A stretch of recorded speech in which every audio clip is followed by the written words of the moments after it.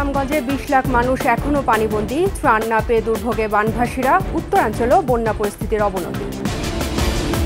কাঁচামরিচের ঝালের সাথে বেড়েছে পেঁয়াজের ঝাঁজ, আলুর দামও বাড়তি, মাছেও নেই সুখবর। এবং শান্ত রানে ফিরল কামিন্সের হ্যাটট্রিকে টাইগারদের আরেকটি বিবর্ণ দিন, বৃষ্টি আইনে অস্ট্রেলিয়ার কাছে ২৮ রানের হার।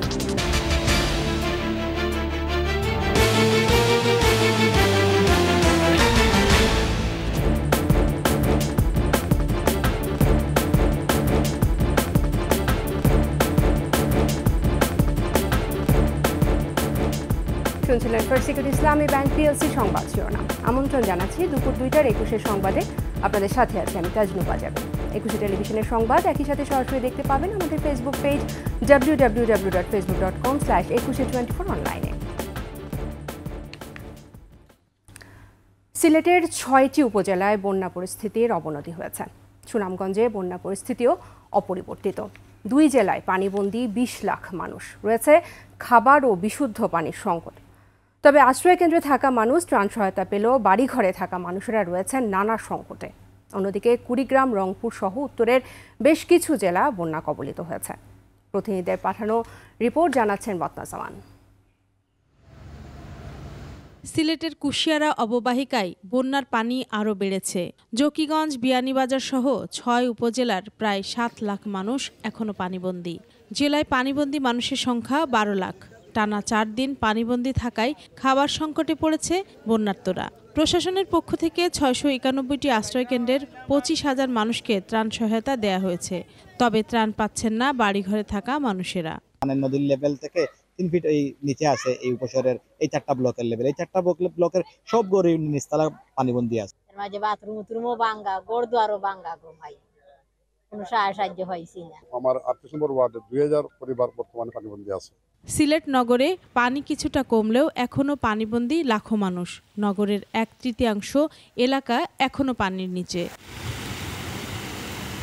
এদিকে পানি উন্নয়ন বোর্ড জানিয়েছে, সুরমা ও কুশিয়ারা নদীর ৬টি পয়েন্টে পানি বিপদসীমার অনেক উপরে। সুরমার পানি ধীরে নামায় বন্যা দীর্ঘস্থায়ী হওয়ার আশঙ্কা রয়েছে। সুনামগঞ্জের ১২ উপজেলায় ১,৩০৫টি গ্রাম প্লাবিত। চরম দুর্ভোগে ৮ লাখেরও বেশি মানুষ। ঘরবাড়ি, আসবাবপত্র, নগদ অর্থ, হাঁস মুরগির খামার ও পুকুরের মাছ হারিয়ে নিঃস্ব অনেকে। গরু বছর তুলছি আরেকবার, তাহলে যা কষ্ট মধ্যে আছি, কের খানি কের কি আঁটু পানি হয়ে গেছে ঘরের মধ্যে টাকা যাইতেছে না। বাচ্চা কাচ্চা লইয়া আশ্রয় কেন্দ্রে আইছি। আশ্রয় কেন্দ্র খোলা হয়েছে ৬৯৪টি। শুকনো খাবার, সুপেয় পানি, স্যানিটেশনের পর্যাপ্ত ব্যবস্থা না থাকায় বিপাকে দুর্গতরা। মৌলভীবাজারে বন্যা পরিস্থিতি অপরিবর্তিত। জেলার প্রায় ৭ উপজেলায় ৩০টি ইউনিয়নে সহস্রাধিক গ্রামের প্রায় ৩ লাখ মানুষ পানিবন্দী। জেলায় ২০৫টি আশ্রয়কেন্দ্র খোলা হয়েছে। নেত্রকোনার ৩ উপজেলার নিম্নাঞ্চল প্লাবিত, পানিবন্দী লক্ষাধিক মানুষ।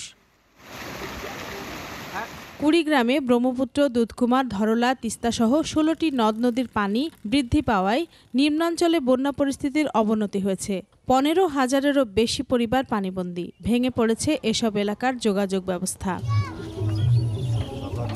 রংপুরের কাউনিয়া পয়েন্টে তিস্তা নদীর পানি বিপদসীমার উপরে। চরাঞ্চলের অন্তত ১০টি গ্রামে প্রবল বেগে পানি ঢুকে পড়েছে। সিরাজগঞ্জে গত ৩ দিন ধরে যমুনার পানি বৃদ্ধিতে নিম্নাঞ্চলে বন্যা আতঙ্ক ছড়িয়ে পড়েছে। গাইবান্ধার ব্রহ্মপুত্র, যমুনা, ঘাঘট ও করতোয়া নদীর পানি বেড়ে কামারজানি, মোল্লারচর এলাকার ১৭টি চরাঞ্চলের নিচু এলাকায় পানি উঠেছে। রত্নাজামান, ২১ টেলিভিশন। বন্যার খবর জানতে সরাসরি যুক্ত হচ্ছে সিলেটে, সেখানে আছেন আমাদের সহকর্মী ওয়েস্ট খসরু। খসরু, আশা করি আপনি আমাকে শুনতে পাচ্ছেন। বন্যা পরিস্থিতির সবশেষ কি খবর আপনার কাছে আছে? বাড়িঘরে ত্রাণ অপ্রতুলতার কথা আমরা শুনছি, প্রশাসন কি বলছে? খসরু, আসলে সিলেট নগরে যে বন্যা পরিস্থিতি সেটি আসলে উন্নতি হচ্ছে এবং সিলেট নগরে বেশ কয়েকটি এলাকার পানি নামছে, বিশেষ করে রাস্তাঘাট সেগুলো বেশে উঠেছে।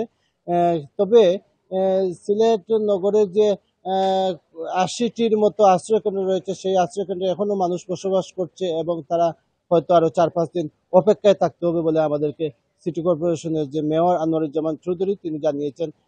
সিলেটে সুরমা অববাহিকার আসলে বন্যা পরিস্থিতির উন্নতি হচ্ছে, তবে কুশিয়ারা অববাহিকার যে জকিগঞ্জ, বিয়ানীবাজার, গোলাপগঞ্জ, ফেন্সুগঞ্জ, বালাগঞ্জ, উসমাননগর এইসব এলাকার অবনতি হচ্ছে বন্যা পরিস্থিতি এবং এইসব এলাকায় নতুন নতুন এলাকা প্লাবিত হওয়ার খবর আমরা জেনেছি। আমরা জেলা প্রশাসন থেকে জেনেছি যে সিলেটের জেলা প্রশাসনে ইতিমধ্যে আসলে 12 লাখ লোক পানিবন্দী রয়েছেন এবং অনেকেই আসলে এখন আশ্রয় কেন্দ্রে বসবাস করছেন, তার সংখ্যা প্রায় 25,000 ছাড়িয়ে গেছে এবং ইতিমধ্যে জেলা প্রশাসনের পক্ষ থেকে আশ্রয় কেন্দ্রগুলোতে যে খাবার বিতরণ, রান্না করা খাবার বিতরণ করা হচ্ছে। তবে যারা বাসা বাড়িতে আছেন তারা আসলে খুবই দুর্ভোগে আছেন এবং ঈদ মৌসুম কাটতে না কাটতেই তারা আসলে খাদ্য সংকটে পড়েছেন। ত্রাণ যেটি আপনি বলছিলেন যে আসলে ত্রাণ ও অপ্রতুল যে বিষয়টি বলা হচ্ছে, যে প্রশাসনের পক্ষ থেকে বলা হচ্ছে আসলে পর্যাপ্ত পরিমাণ ত্রাণ রয়েছে, তবে এটি বিতরণ নিয়ে কিছু সমস্যা আছে। এখনো আসলে প্রান্তিক লেভেলে সেইভাবে জনপ্রতিনিধির মাধ্যমে এবারে ঘরে ঘরে পৌঁছানো সম্ভব হচ্ছে না বলে আমরা জেনেছি। সেটি অবশ্য সিলেটের জেলা প্রশাসক আমাদের জানিয়েছেন যে আসলে জনপ্রতিনিধির মাধ্যমে তারা প্রান্তিক পর্যায়ে ত্রাণ বিতরণের চেষ্টা করছেন। তো সিলেটে আসলে এই মুহূর্তে বৃষ্টি কিছুটা কমেছে এবং এর জন্য বন্যা পরিস্থিতির উন্নতি হচ্ছে, সেটি আসলে উন্নতি হচ্ছে বলা যাবে না। আসলে এখনো যদি 1 ঘন্টা টানা বৃষ্টিপাত হয় তাহলে পূর্বের অবস্থার মতো ফিরে আসবে। যদি মেঘালয় এবং আসামে বৃষ্টিপাত অব্যাহত থাকে তাহলে পরিস্থিতির অবনতি হতে পারে। নতুবা পানি উন্নয়ন বোর্ডের কর্মকর্তা আমাদের জানিয়েছেন যে সিলেটের যে 6টি সুরমা এবং কুশিয়ারায় যে 6টি স্থানে পানি বিপদসীমার উপর দিয়ে প্রবাহিত হচ্ছে সেটি অব্যাহত রয়েছে এবং যেভাবে বেড়েছিল সেভাবে 1 থেকে 5 সেন্টিমিটার করে করে প্রতিদিন বন্যার পানি নামছে। এই কারণে সেটি খুব বেশি উন্নতি হচ্ছে সেটি বলা যাবে না। তাসনুবা, সিলেটের এই ছিল বন্যার সর্বশেষ খবর। খুশরু, আপনাকে ধন্যবাদ। দর্শক, বন্যার খবর জানাতে সিলেট থেকে সরাসরি যুক্ত ছিলেন আমাদের সহকর্মী ওয়েস্ট খুশরু। এবার দৃষ্টি ফেরাবো বাজারের দিকে। ঈদের পর ছুটির দিনের বাজারে কাঁচামরিচের ঝালের সাথে বেড়েছে পেঁয়াজের ঝাঁজ। আলু আদার দামও বাড়তি। ব্রয়লার মুরগি ও ডিমের দাম কিছুটা কমলেও প্রায় সব ধরনের মাছের দাম বাড়তি। বাজার ঘুরে আরও জানাচ্ছেন সবিতা চিরান। ঈদের পর সাপ্তাহিক ছুটির দিনের বাজারে ভিড় বেশ কম। ডিমের বাজারে কিছুটা স্বস্তি ফিরেছে।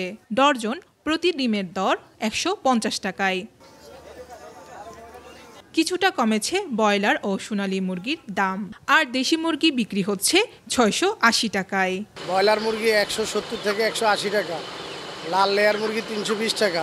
কয়েকটি সবজির দাম কম থাকলেও টমেটো, শসা 150 আর প্রতি কেজি গাজর বিক্রি হচ্ছে 180 টাকায়। করলার দাম পড়বে 100 টাকা।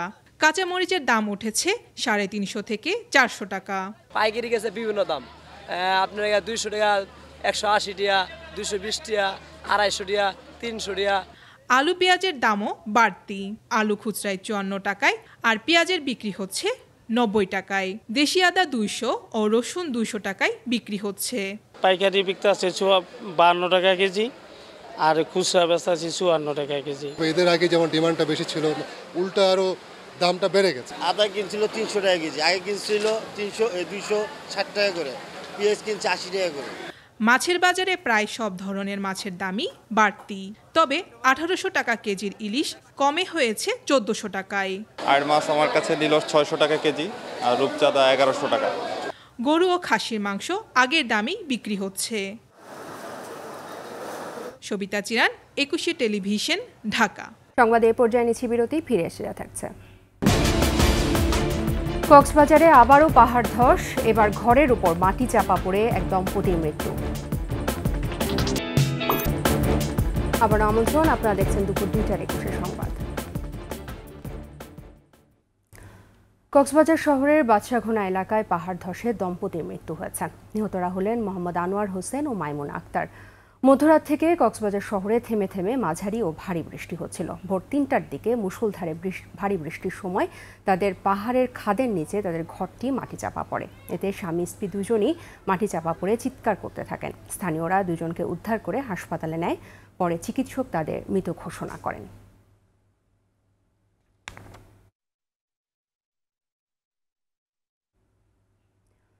বহু বছর ধরেই বাঙালির ঈদ সার্বজনীন। সৌহার্দ্যের কুঠরিতে কিছুটা ঘুণ ধরলেও এখনও বিদ্যমান সম্প্রীতির ধারা। ঈদের সেকাল খুঁজে একালের চিত্র তুলে ধরেছেন অখিল পোদ্দার।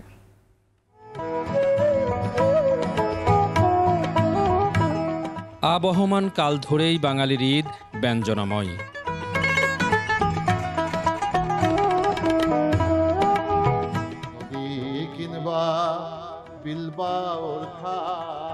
ইংরেজ আমল থেকে বর্তমানের বাংলাদেশে ঈদের আনুষ্ঠানিকতায় বেশ কিছু পরিবর্তন এলেও পাল্টায়নি এর তাৎপর্য। ভবে মানুষ গুরু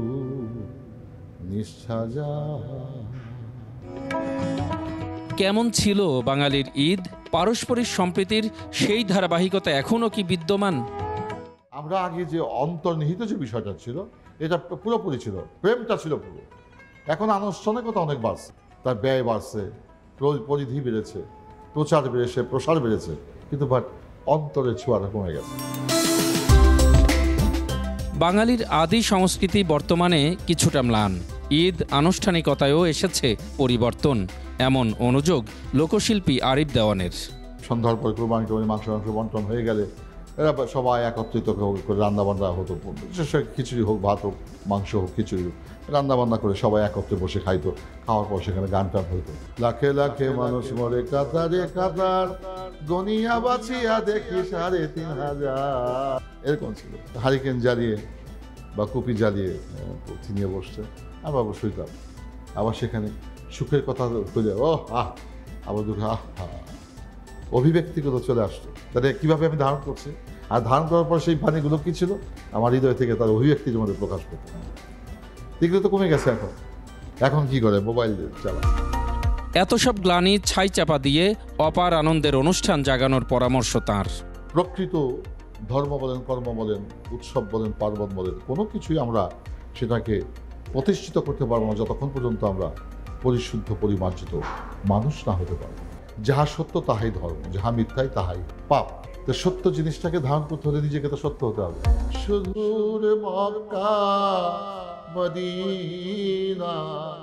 অখিল পোদ্দার, ২১শে টেলিভিশন, ঢাকা। এর সাথে শেষ করছে দুপুর ২টার ২১শে সংবাদ। যে আবার আগে ফার্স্ট সিকিউর ইসলামী ব্যাংক পিএলসি সংবাদ শিরোনামগুলো জানাবো আরও একবার। সিলেট সুনামগঞ্জে ২০ লাখ মানুষ এখনও পানিবন্দী, ত্রাণ না পেয়ে দুর্ভোগে বানভাসীরা, উত্তরাঞ্চলেও বন্যা পরিস্থিতির অবনতি। কাঁচামরিচের ঝালের সাথে বেড়েছে পেঁয়াজের ঝাঁজ, আলুর দামও বাড়তি, মাছেও নেই সুখবর। শান্ত রানে ফিরল কামিন্সের হ্যাট্রিকে টাইগারদের আরেকটি বিবর্ণ দিন। বৃষ্টি আইনে অস্ট্রেলিয়ার কাছে ২৮ রানের হার।